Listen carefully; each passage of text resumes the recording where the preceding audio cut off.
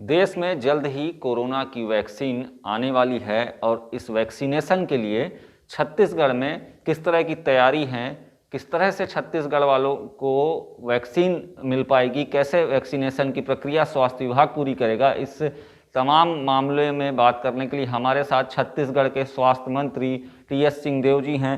Sir, किस तरह से वैक्सीनेशन छत्तीसगढ़ में संभव होगा, कितनी तैयारियां चल रही हैं? इसमें केंद्र सरकार से लगातार परामर्श चल रही है, उनके गाइडलाइंस भी आ रहे हैं और वहाँ से जो गाइडलाइंस आते हैं उसके हिसाब से हम तैयारी रखते हैं और उससे ज़्यादा भी अगर तैयारी रख सकते हैं तो उसकी भी कोशिश करते हैं। वैक्सीन अभी तक देश में कोई भी अप्रूव नहीं हुई है। हमारे देश में वैक्सीन की मंजूरी देने के लिए जो संस्था है उन्होंने किसी को अभी तक मंजूरी नहीं दी है, लेकिन ये माना जा रहा है कि बहुत जल्द वैक्सीन जो आएंगी उनकी अनुमति मिल जानी चाहिए, मिल जाएगी और उसके इस्तेमाल का फिर रास्ता प्रारंभ हो जाएगा। ये निर्माण करने वाले स्थान से लेके जिनको वैक्सीन लगना है वहाँ तक एक ऐप बना लिया गया है। वो ऐप उसको ट्रेस करेगा कि फैक्ट्री से चला और रास्ते में टेम्परेचर क्या मेंटेन हो रहा है, कहाँ पर पहुँचा, गोडाउन से फिर आगे चला, कितने दिन के अंदर वो मूवमेंट हो रहा है, क्या किस टेम्परेचर में रखा गया है और फिर लगने वाले स्थान पे पहुँच गया और अब लग गया। तो जिनको लगा उनके नाम से लेके सीधे फैक्ट्री जहाँ से चला है वहाँ तक ऐप उसको ट्रेस करेगा। लगाने की प्रक्रिया में जैसे पोलिंग बूथ होते हैं जहाँ हम मतदान करते हैं, तो यहाँ पर भी 3 कमरों की व्यवस्था रहेगी। पहले कमरे में प्रवेश करने के पूर्व एक कुछ टीम बाहर खड़ी रहेगी जो तस्दीक करेंगे कि आपका नाम आया है कि नहीं, क्योंकि चिन्हांकित लोगों को ये वैक्सीन पहले दौर में लगेगी।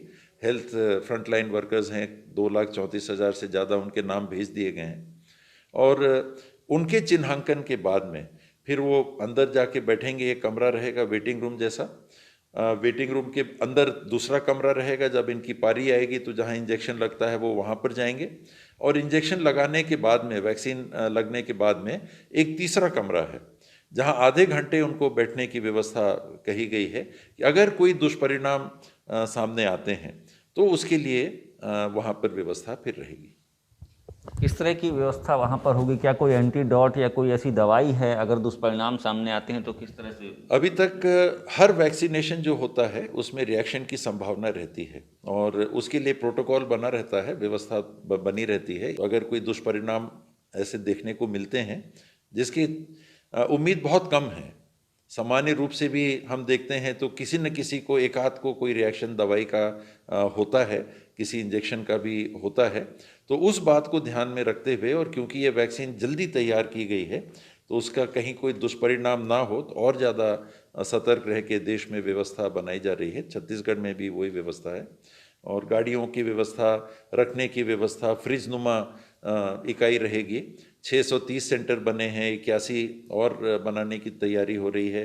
वो करीब करीब वो भी तैयार हो गए हैं।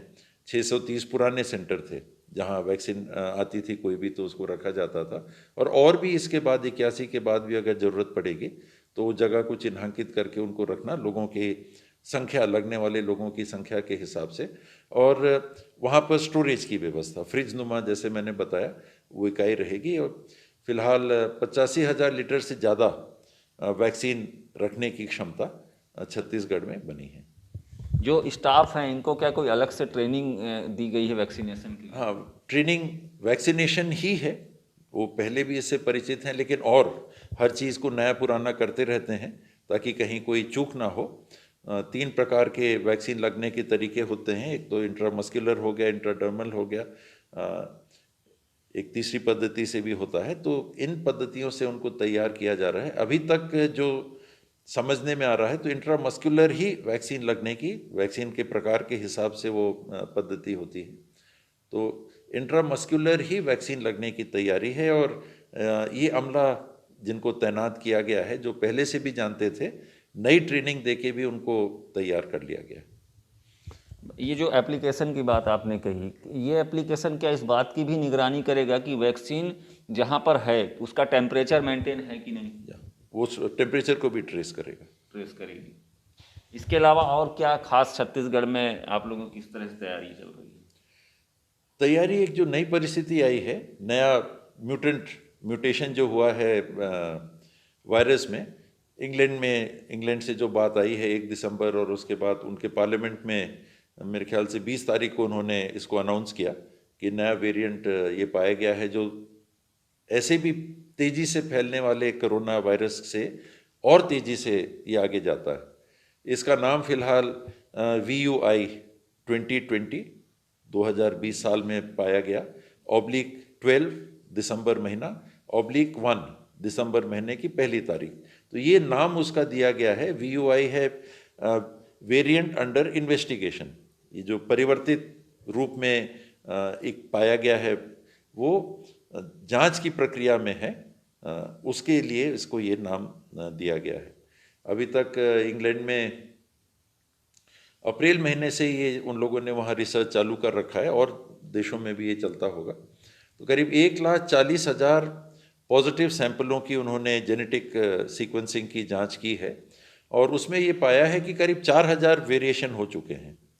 और इनमें जो ज़्यादा सोचने के लिए जो वेरिएंट मजबूर करते हैं, वो बहुत कम हैं।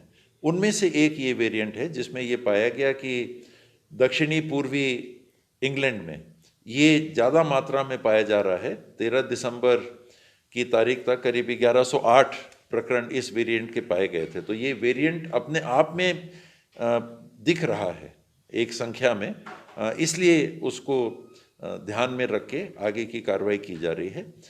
ये फैलने की, ज़्यादा तेज फैलने की इसकी संभावना 56%, 60% पुराने वायरस से और तेज फैलने की इसकी संभावना माना जाता है, लेकिन इससे कोई ज़्यादा हानि होगी या घातक होगा, ऐसे कोई अभी वैज्ञानिक परिणाम सामने नहीं है।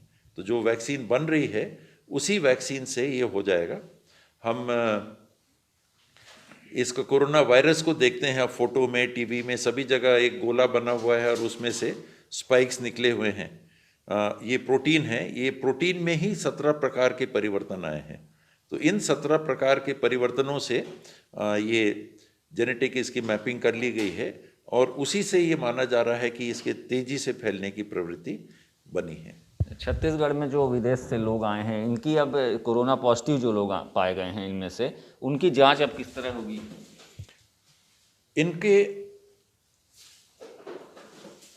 23 तारीख के बाद से विदेश से, इंग्लैंड से आने वाली, UK से आने वाली फ्लाइट को रोक दिया गया है। हम लोग सब जान रहे हैं 31 तारीख तक फिलहाल, आगे भी बढ़ाया जा सकता है।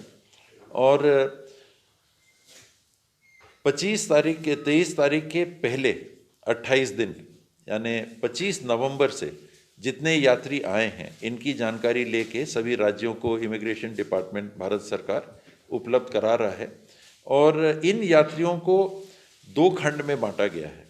पहले दूसरे सप्ताह में जो आए हैं, 25 नवंबर के बाद पहले 2 सप्ताह, और फिर 2 सप्ताह पूरे होने के बाद अगले 2 सप्ताह, तीसरे और चौथे सप्ताह, यानी 23 दिसंबर तक हम पहुंच जाते हैं। 28 दिन, 25 नवंबर से 23 दिसंबर। तो जो पहले और दूसरे सप्ताह में नागरिक आए हैं, इनमें अगर कोरोना के लक्षण रहे होंगे तो वो सामने आ चुके होंगे। ये माना जा रहा है कि वो लक्षण सामने आ चुके होंगे, या तो उनकी जांच हो गई होगी या वो स्वयं ठीक हो गए होंगे। तो उनकी चिंता इस बात की है कि उनके संपर्क में जो लोग आए हैं, उनकी ट्रेसिंग करके पाया जाए कि उनमें तो कहीं वहाँ से आया हुआ कोरोना, ये जरूरी नहीं है कि ये नया वैरायटी हो, कोरोना भी हो सकता है, सामान्य कोरोना भी हो सकता है, उसकी जानकारी लेना। और तीसरे और चौथे सप्ताह में जो आए हैं, उनकी अनिवार्य रूप से टेस्टिंग कराना।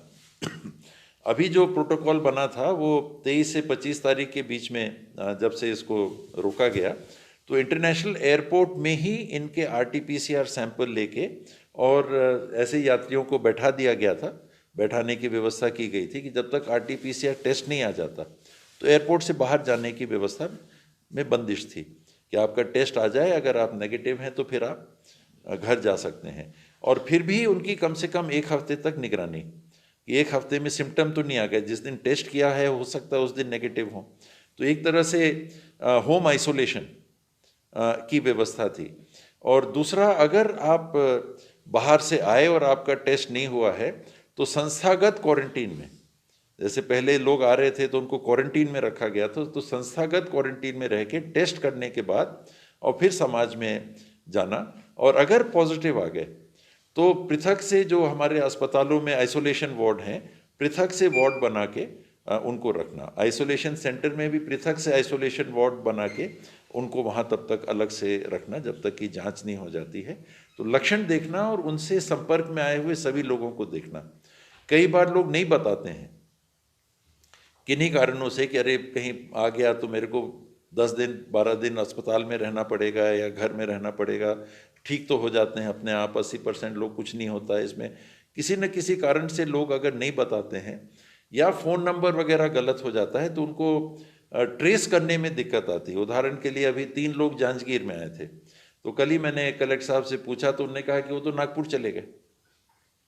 तो अभी आए विदेश से और यहाँ से तीनों लोग नागपुर चले गए, तब नागपुर प्रशासन को बताना कि आप वहाँ पर देखिए। एक प्रकरण बिलासपुर का आया कि वहाँ से पता चला कि उनके वाइफ चले गए हैं डबरा, वो बिलासपुर में है, वाइफ चले गए हैं डबरा, तो वहाँ पर उनको ट्रेस करना। तो ये जानकारी लेके एक जिम्मेदारी, बड़ी जिम्मेदारी स्वास्थ्य विभाग और जिला प्रशासन और जो अमला इससे जुड़ा हुआ है उनके ऊपर हो जाती है कि प्रत्येक नागरिक को चिन्हांकित करके फैलने की संभावना को कम से कम करना। ये जो लोग पॉजिटिव पाए गए हैं, इनकी सैंपलिंग किस तरह से होगी? अब कहाँ क्या है बाहर? सैंपल तो पहले RT-PCR ही सैंपल होगा। अगर वो पॉजिटिव आ रहे हैं तो देश में अभी 6 लैबोरेटरीज चिन्हांकित हुई हैं, ये संख्या आगे बढ़ भी सकती है, जहां जेनेटिक सीक्वेंसिंग की व्यवस्था है। तो उन 6 लैबोरेटरीज में अलग अलग राज्य अपना भेज सकते हैं अपनी सुविधा से। भुवनेश्वर में है, उड़ीसा में है, हैदराबाद में है, बेंगलोर में है, दिल्ली में है। तो ये लैब्स में आप ये जो RT-PCR पॉजिटिव आए हैं, ये सैंपल वहाँ भेज के, ताकि वो जेनेटिक सीक्वेंसिंग करेंगे। इसमें RNA सीक्वेंसिंग होता है, वो जेनेटिक सीक्वेंसिंग करेंगे कि इसमें जेनेटिक परिवर्तन तो नहीं आ गया। ये जो VUI 2020/12/1 वेरिएंट जो आया है, नया परिवर्तित वायरस जो आया है, ये वही तो नहीं है, क्योंकि इसका मालूम है कि इसके वेरिएशन क्या है। जेनेटिक इसका जो कोड है, जेनेटिक सीक्वेंस है, ये मालूम है कि ये इसका ये जेनेटिक सीक्वेंस ये है, ABCDEFGHIJKL, जो भी उसका है उसकी जानकारी होने से उससे मैच कर लेंगे, उसमें दिक्कत नहीं जाती। धन्यवाद। तो ये छत्तीसगढ़ के स्वास्थ्य मंत्री TS सिंहदेव थे, जिन्होंने बताया कि छत्तीसगढ़ में वैक्सीनेशन के लिए सरकार पूरी तरह तैयार है। स्वास्थ्य जो वर्कर्स की ट्रेनिंग हो चुकी है और जैसे ही वैक्सीन आती है छत्तीसगढ़ में वैक्सीनेशन शुरू कर दिया जाएगा। देश दीपक गुप्ता, ETV भारत, सरगुजा।